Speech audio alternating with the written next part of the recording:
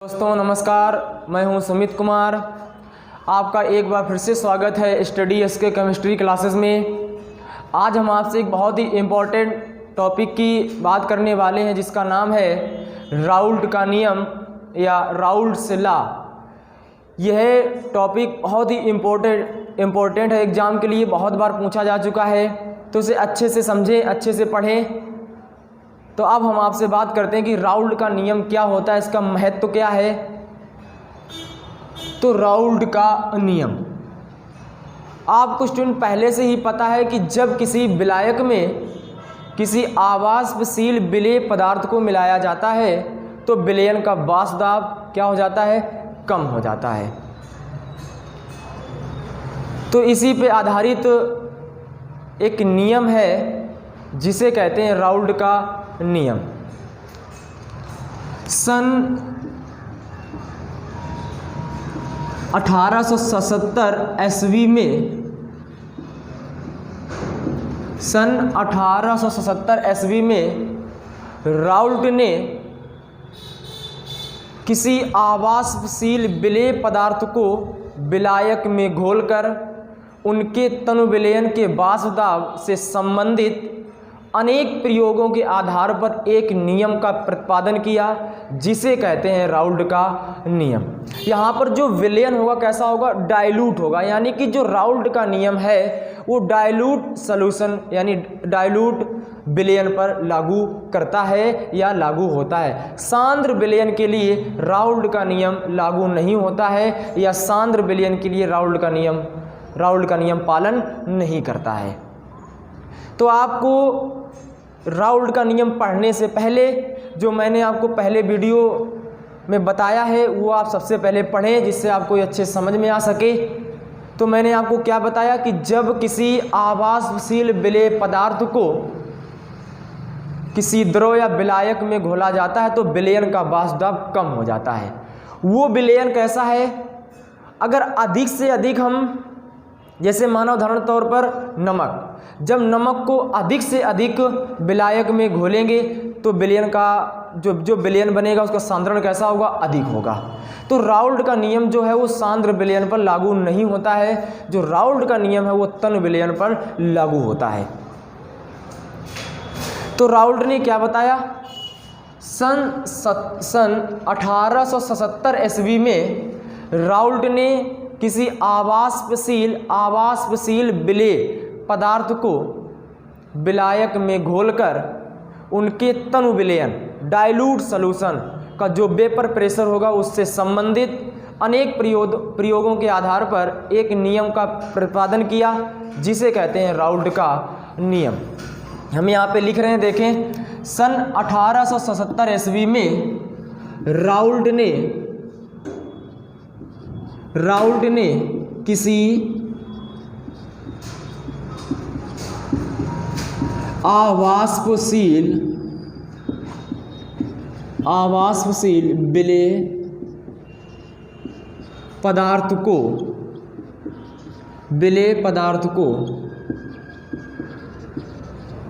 विलायक में घोलकर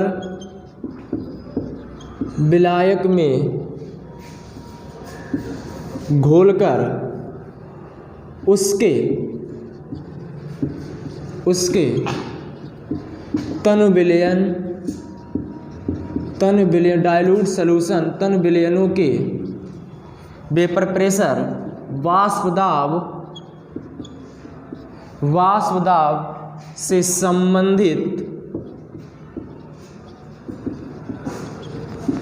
संबंधित अनेक प्रयोगों के आधार पर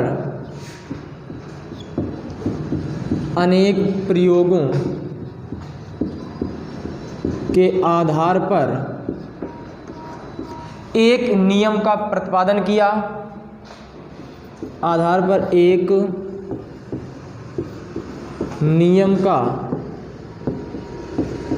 प्रतिपादन किया, जिसे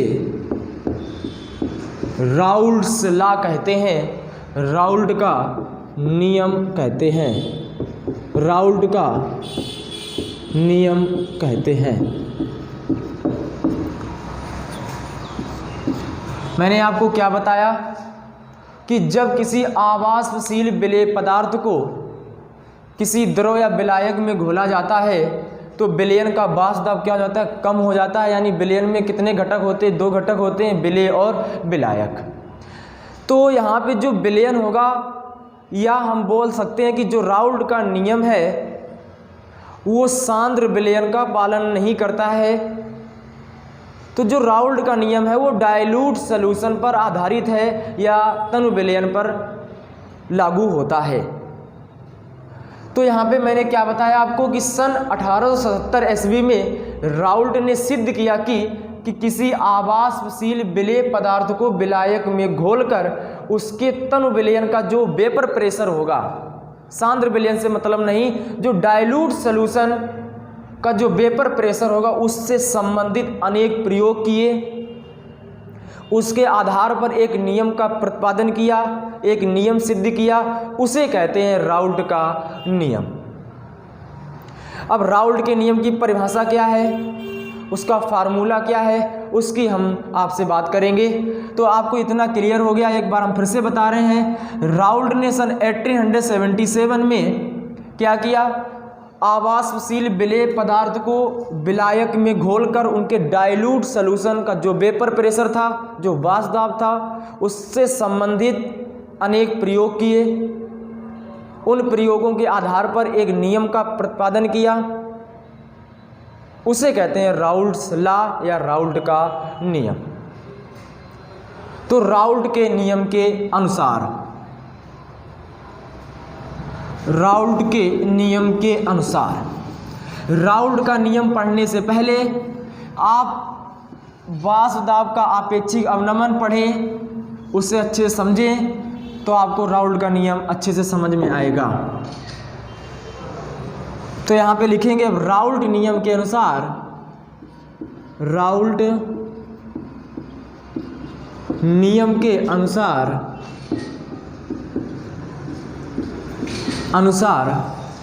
राउल्ट ने क्या बताया था कि जब किसी आवासशील विलेय पदार्थ को विलायक में घोलकर उनके तनु विलयन, डाइल्यूट सॉल्यूशन का जो वेपर प्रेशर होगा, उससे संबंधित अनेक प्रयोग किए। उस प्रयोग के आधार पर एक नियम दिया था, उसे ही बताया गया राउल्ट्स लॉ।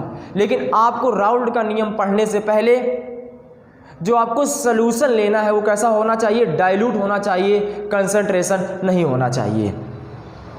तो राउल्ट का नियम, आप एक छोटी सी बात याद रखें, जो राउल्ट का नियम है वो तनु विलयनों पर लागू होता है, सांद्र विलयन पर लागू नहीं होता है। इतना आपको याद रखना है। तो यहाँ पे लिखेंगे राउल्ट नियम के अनुसार वाष्प दाब का आपेक्षिक अवनमन, वाष्प दाब का आपेक्षिक अवनमन क्या होता है, मैंने आपको बताया था। वाष्प दाब का आपेक्षिक अवनमन का फार्मूला होता है P0 माइनस PS अपान P0। विलयन में वाष्प दाब का अवनमन शुद्ध विलायक के वाष्प दाब के अनुपात को क्या कहते हैं, वाष्प दाब का आपेक्षिक अवनमन कहते हैं। तो विलयन में वाष्प दाब का आपेक्षिक अवनमन विलेय के मोल प्रभाज के बराबर होता है, विलेय के मोल प्रभाज के बराबर होता है। बी समझ रहे होंगे क्या है, बी है विलेय। तो राउल्ट ने क्या बताया, वाष्प दाब का आपेक्षिक अवनमन विलयन में विलेय के मोल प्रभाज के बराबर होता है, जिसे राउल्ट का नियम कहते हैं। यक्स क्या है यहाँ पर, मोल प्रभाज, मोल फ्रैक्शन या मोल अंश। बी क्या है, विलेय। पूरे को बोलेंगे तो ये होगा विलेय का मोल प्रभाज, विलेय का मोल प्रभाज। और ये क्या है, वाष्प दाब का, वाष्प दाब का आपेक्षिक अवनमन, अवनमन। तो परिभाषा आपको क्लियर हुई, क्या मैंने बताई, वाष्प दाब का आपेक्षिक अवनमन विलयन में विलेय के मोल प्रभाज के बराबर होता है, तो उसे कहते हैं राउल्ट का नियम। हम परिभाषा लिख रहे हैं, देखें उन परिभाषाओं को अच्छे से याद कर लें। इतना क्लियर हो गया आपको। क्या मैंने परिभाषा बताई आपको? वाष्प दाब का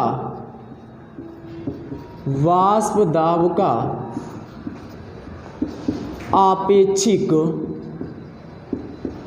अवनमन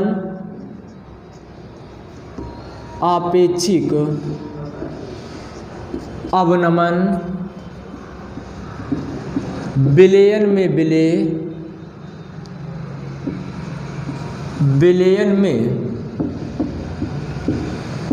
विलय के मोल प्रभाज या मोल अंश या मोल फ्रैक्शन मोल प्रभाज के बराबर होता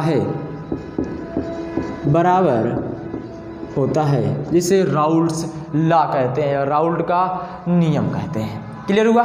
क्या मैंने परिभाषा बताई? वाष्प दाब का आपेक्षिक अवनमन विलयन में विलय के मोल प्रभाज के बराबर होता है। इसकी दूसरी परिभाषा क्या है देखें, सेकेंड, वाष्प दाब का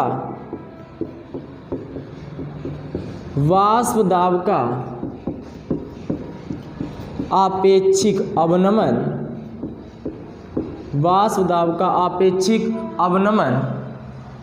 विलयन में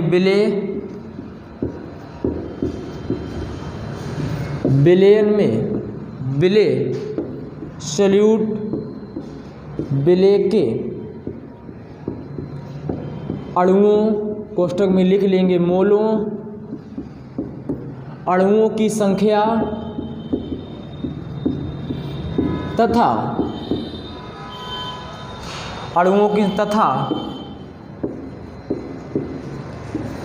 विलयन में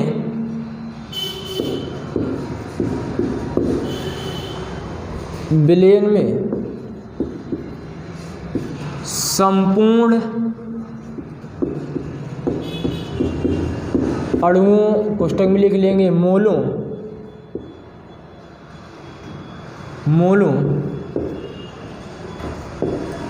की अर्थात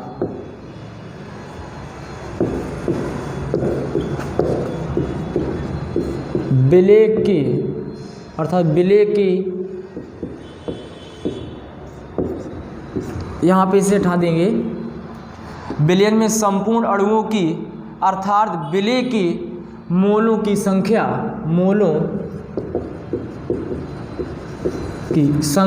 के बराबर होता है जिसे राउल्ट्स लॉ कहते हैं या राउल्ट का नियम कहते हैं। मैंने दो परिभाषाएं लिख रखी हैं, जो आपको सरल लगे या अच्छी लगे उसे आप याद कर सकते हैं। हम एक बार परिभाषा को फिर से पढ़ रहे हैं। देखें क्या मैंने बताया, वाष्प दाब का आपेक्षिक अवनमन किसे कहते हैं, मैंने आपको पहले वीडियो में हम आपको बता चुके हैं, तो उसे आप एक बार जरूर देख लें। हम एक बार फिर से बता रहे हैं, विलयन में वाष्प दाब का अवनमन क्या है, P0 माइनस PS यानी कि P0 माइनस PS का जो अंतर होता है उसे कहते हैं वाष्प दाब का अवनमन। तो विलयन में वाष्प दाब का अवनमन और शुद्ध विलायक के वाष्प दाब के अनुपात को क्या कहते हैं, वाष्प दाब का आपेक्षिक अवनमन कहते हैं। मैंने आपको मोल प्रभाज के बारे में हम आपको बता चुके हैं, तो आप वो उन वीडियो को देख लें जिससे राउल्ट का नियम आपको अच्छे से समझ में आ सके। मैंने क्या बताया, वाष्प दाब का आपेक्षिक अवनमन विलयन में विलय के मोल प्रभाज के बराबर होता है। क्लियर हुआ? दूसरी परिभाषा क्या है, वाष्प दाब का आपेक्षिक अवनमन विलयन में विलय के अणुओं या मोलों की संख्या तथा विलयन में संपूर्ण अणुओं या मोलों की, अर्थात यहाँ पे लिखा है विलय के मोलों की संख्या के बराबर होता है, जिसे राउल्ट्स लॉ कहते हैं। इन परिभाषाओं को आप अच्छे से समझ गए होंगे। वीडियो को रोक करके आप कॉपी में इनको परिभाषाएं लिख सकते हैं या आप याद कर लें। अब हम आगे बात करते हैं, राउल्ट के नियम का सूत्र क्या होगा, फार्मूला क्या होगा। तो परिभाषा में क्या लिखा है, वाष्प दाब का आपेक्षिक अवनमन। तो यहाँ पे लिखेंगे इसका फार्मूला क्या होगा, देखें, वाष्प दाब का आपेक्षिक अवनमन किसके बराबर होता है, विलेय के मोल प्रभाज के बराबर होता है। विलयन में विलेय के मोल प्रभाज, यानी यहाँ पे लिखेंगे विलेय का मोल प्रभाज। क्लियर हुआ? यानी कि वाष्प दाब का आपेक्षिक अवनमन विलयन में विलेय के मोल प्रभाज के बराबर होता है। तो क्लियर हुआ? तो वाष्प दाब का आपेक्षिक अवनमन क्या होता है, P0 माइनस PS अपान P0 इक्वल विलेय का मोल प्रभाज को x से प्रदर्शित करते हैं और विलेय के लिए क्या सिंबल यूज करते हैं, V। तो विलेय का मोल प्रभाज, यही कहलाता है राउल्ट का नियम। अब इसे सिद्ध करते हैं, इस फार्मूला को देखें। परिभाषा को आप समझ गए, अच्छे से इनको याद कर लें। राउल्ट का नियम बहुत ही इम्पोर्टेंट है एग्जाम के लिए। अब हम यहाँ पे लिखेंगे, यदि किसी अवाष्पशील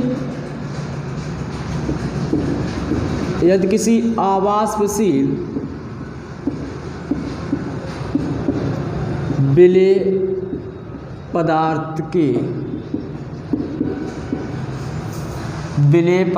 के मोलों की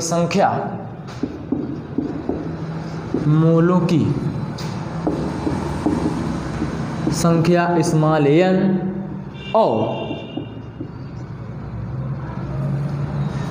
और विलायक के मोलों की संख्या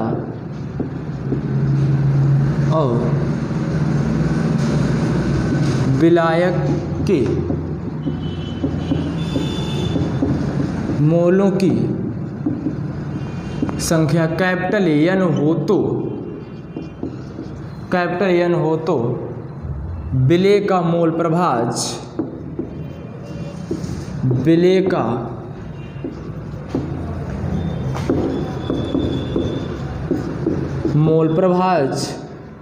N अपान N प्लस कैपिटल N होगा। क्या बताया? यदि किसी आवाष्पशील का मतलब जो वाष्प ही ना बना सके, जिसमें वाष्प ही ना हो, वो क्या होता है, आवाष्पशील।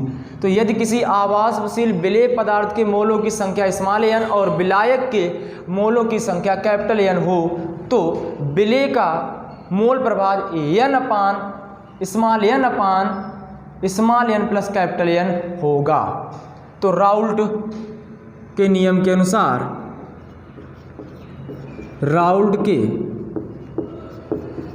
के अनुसार वाष्प दाब का आपेक्षिक अवनमन, यानी कि वाष्प दाब का आपेक्षिक अवनमन क्या होता है, यहाँ पे देखें, यहाँ पे हम लिख रहे हैं फार्मूला इसका, वाष्प दाब में आपेक्षिक अवनमन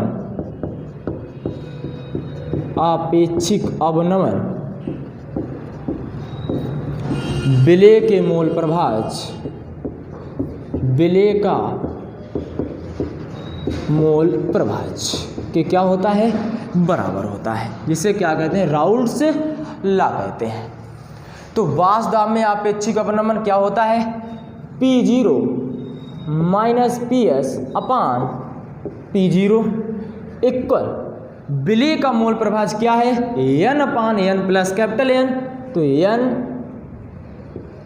अपान N प्लस कैपिटल N या XV।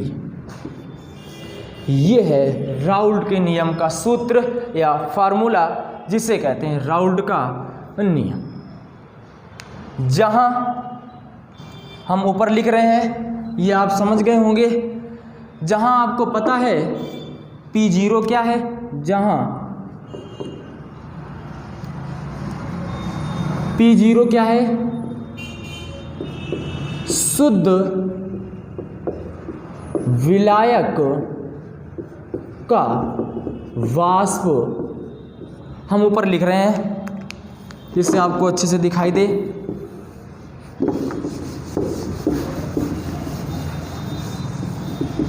जहां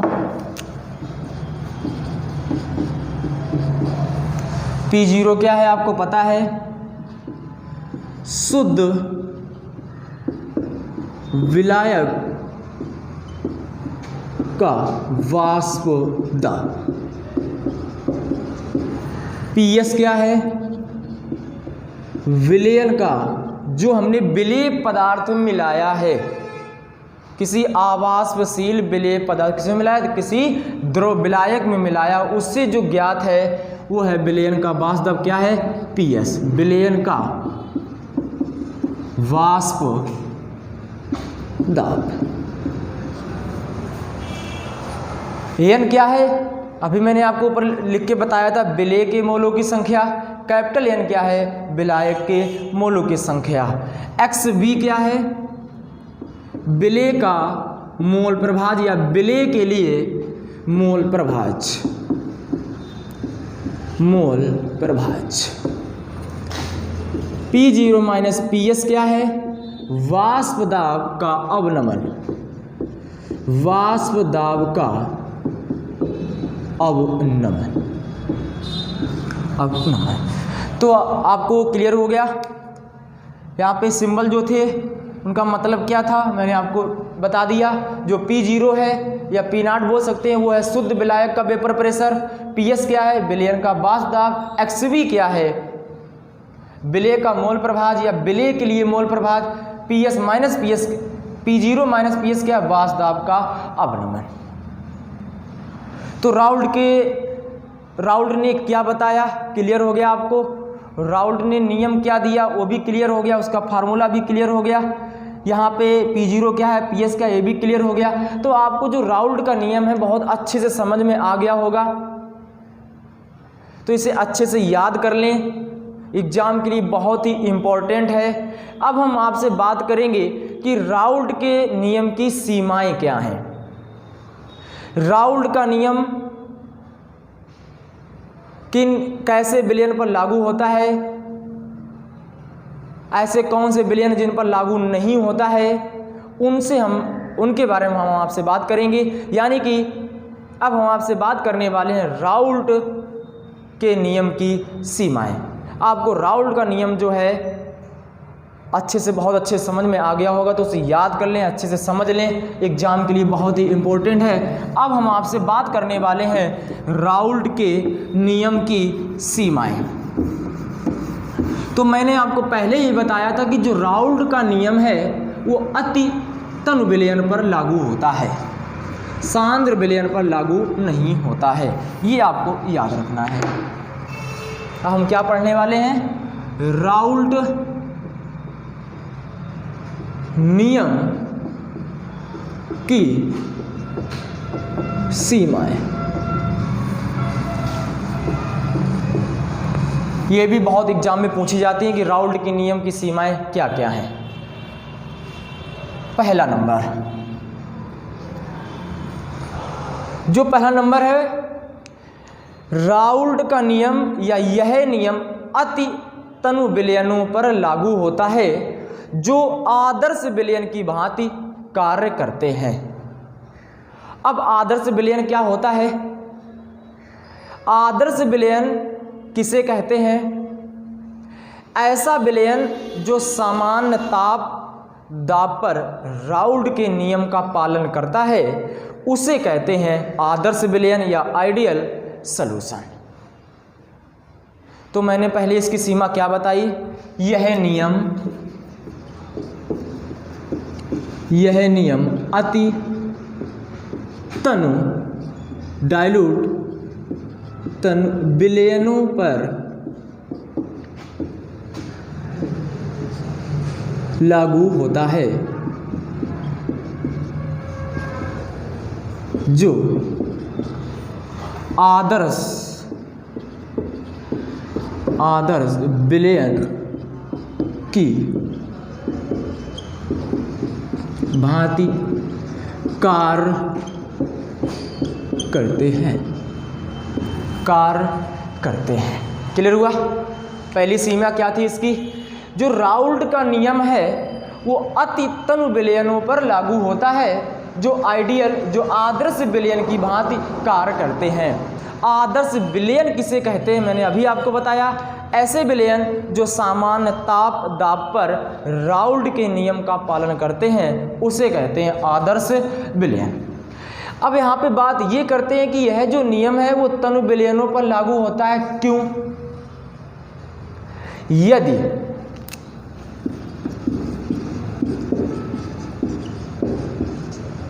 विलय के, यहां पे लिखेंगे विलय के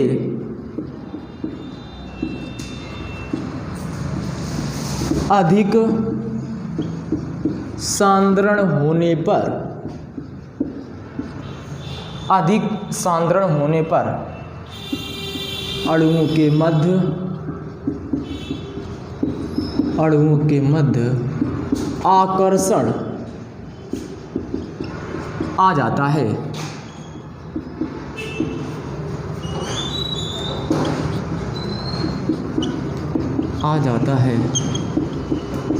और यह नियम क्या हो जाता है? यह नियम विचलन करने लगता है, आ जाता है, जिससे यह नियम क्या करने लगता है? विचलन करने लगता है। तो आपको पहली सीमा इसकी क्लियर होगी। क्या बताई मैंने? यह नियम अति तनु विलयनों पर लागू होता है जो आदर्श विलयन की भांति कार्य करते हैं। यदि विलय की सांद्रता अधिक हो जाएगी तो ये नियम क्या करने लगेगा? विचलन करने लगेगा, यानी फिर ये नियम उस पर लागू नहीं होगा। क्योंकि जब विलय का सांद्रण अधिक होगा तो उन अणुओं के मध्य क्या आ जाएगा? अट्रैक्शन आ जाएगा, आकर्षण आ जाएगा, जिससे राउल्ट का नियम क्या करने लगेगा? विचलन करने लगेगा। इसका नंबर 2 क्या है इसकी सीमा? यह नियम उन विलयनों पर लागू होता है, यह नियम उन विलयनों पर लागू होता है जिसमें या जिनमें आवाष्पशील पदार्थ घुले होते हैं,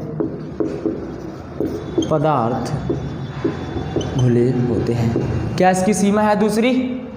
यह नियम उन विलयनों पर लागू होता है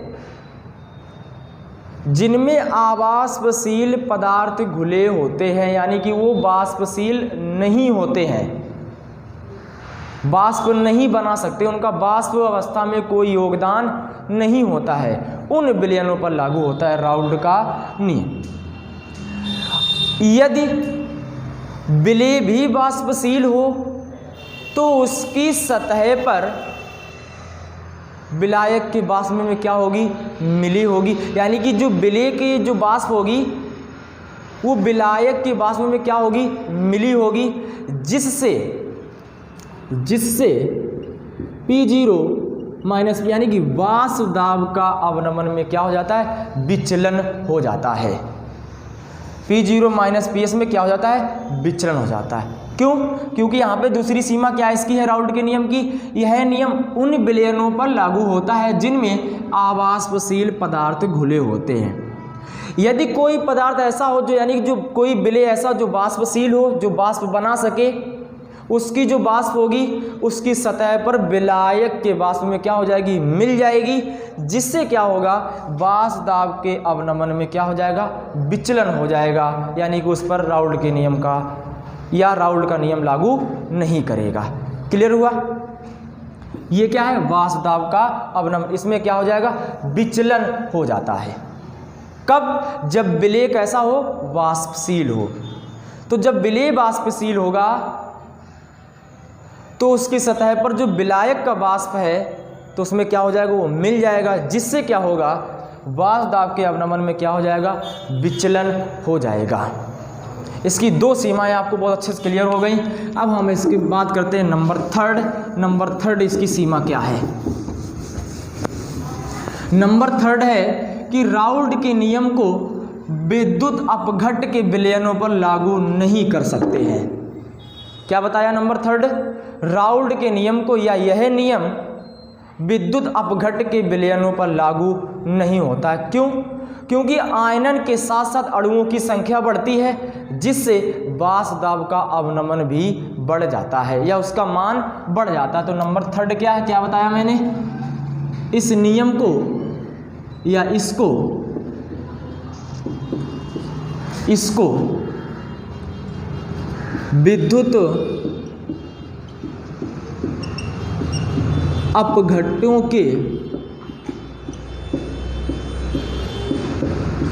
अपघट्टों के विलयनों पर लागू नहीं कर सकते हैं, नहीं कर सकते हैं। क्योंकि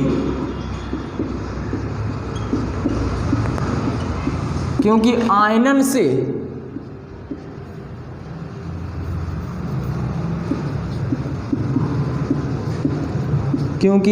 से अणुओं की संख्या बढ़ जाती है,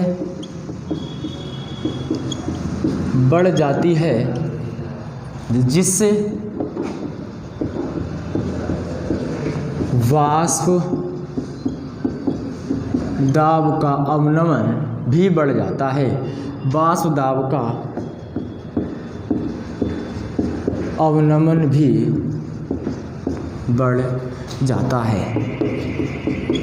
क्लियर हुआ नंबर थर्ड? नंबर थर्ड क्या है, इसको विद्युत अपघट्ट के विलयनों पर लागू नहीं कर सकते हैं। क्योंकि जो विद्युत अपघट्ट होते हैं, जैसे यहाँ पे मानते हैं कोई एक विद्युत अपघट्ट है AB, ये क्या होगा, अपने आयनों में टूट जाएगा, A पॉजिटिव हो जाएगा, क्या हो जाएगा, B निगेटिव होगा। जैसे यहाँ पर हमने NaCl ले लिया, तो NaCl क्या होगा, Na पॉजिटिव और Cl नेगेटिव में टूट जाएगा, आयनित हो जाएगा। तो यहाँ पे क्या लिखा है, थर्ड इसकी सीमा क्या है, इसको यानी इस नियम को विद्युत अपघट्ट के विलयनों पर लागू नहीं कर सकते। क्योंकि जैसे जैसे विद्युत अपघट्ट का आयनन होगा, वैसे अणुओं की संख्या क्या होगी, बढ़ जाएगी, जिससे बाष्प दाब का अवनमन यानी कि P0 - PS का मान भी बढ़ जाता है। क्लियर हुआ? इसका फोर्थ नंबर क्या है, देखें इसकी फोर्थ सीमा क्या है, नंबर 4 है, यह उन पदार्थों के विलयन पर लागू नहीं होता है। यह नियम उन पदार्थों के विलयनों पर लागू नहीं होता है, जो विलयन में संगुणित होते हैं, जो मिलते हैं, जो विलयन में संगुणित होते हैं। क्या इसकी चौथी सीमा है, नंबर 4 क्या है, यह नियम उन पदार्थों के विलयनों पर लागू नहीं होता है जो संगुणित होते हैं। यानी कि कुछ पदार्थ जो विलयन में डाले क्या हो जाएंगे, मिल जाएंगे, संगुणित हो जाएंगे। जैसे यहाँ पे A और A आपस में क्या होंगे, संगुणित होंगे, संगुणन होगा इनका, तो ये क्या बनाएंगे, A2 बनाएंगे, या 2A यहाँ पे हो जाएगा, तो यहाँ पे क्या होगा, A2। ये किसके लिए हो रहा, संगुणन से। तो इसकी जो चौथी सीमा है वो यह है कि यह नियम उन पदार्थों के विलयनों पर लागू नहीं होता है जो संगुणित होते हैं, जो मिलते हैं। जैसे मैंने आपको यहाँ पे लिखा A क्या बना, A2 बनाएगा, क्या हो रहा है, संगुणन हो रहा है। ऐसे पदार्थों पर राउल्ट का नियम लागू नहीं होता है, या ऐसे करके लिख सकते हैं। अब यहाँ पे देखो, यहाँ पे जो विलयन का बाष्प दाब कैसा है, आधा हो रहा है, तो बाष्प दाब का अवनमन भी कैसा हो जाएगा, आधा हो जाएगा। क्योंकि यहाँ पे जो विलयन का बाष्प दाब कैसा है, आधा हो रहा है। यहाँ पे देखो क्यों 2 है, यहाँ पे कितना है, A2। तो इसका जो बाष्प दाब यानी कि जो P0 - PS है, ये भी कैसा हो जाएगा, आधा हो जाएगा। अब हम बात करते हैं नंबर 5, वाष्प का मापन करते समय ताप को स्थिर रखना होगा, क्योंकि ताप परिवर्तन के साथ साथ वाष्प दाब का अवनमन भी कैसा हो जाता है, परिवर्तित हो जाता है। नंबर 5, वाष्प दाब के मापन के समय ताप स्थिर होना चाहिए, ताप स्थिर होना चाहिए, क्योंकि